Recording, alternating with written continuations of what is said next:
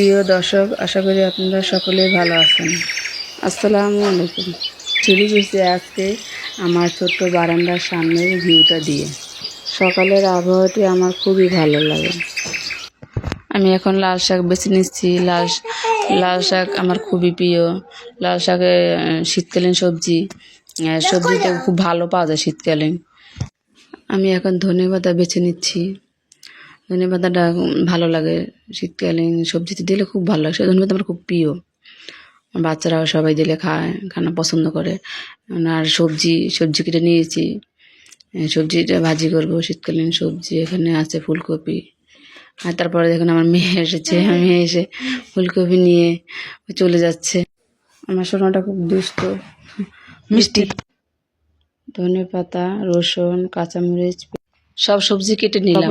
সকালে নাস্তা খাওয়াই দিচ্ছি, খেতেই চায় না, ওই দৌড়দৌড়ি করছে। একটু ওই যে চলে গেল, খাবে না। এখন আমি ভাত খাচ্ছি, সকালে নাস্তা হিসেবে। রুটি ভালো লাগে না আমার, ভাত ভালো লাগে, তাই ভাত খাচ্ছি। আপনারা ভাত খাইন, ভাত খাইলে মোটা হবেন, বুঝছেন। আমি রান্না শুরু করলাম আর কড়াইতে তেল দিলাম। এখন আমি কাঁচামরিচ, পেঁয়াজ, রসুন ভেজে নিলাম। যেহেতু ফেনা হচ্ছে তেলটা, এটা সরষের তেল।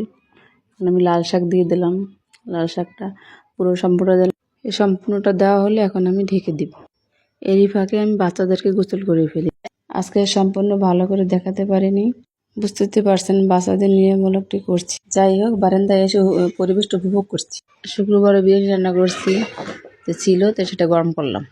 আর শীতকালীন সবজি ভাজি করেছি, আরও শোল মাছ ভুনা করেছি।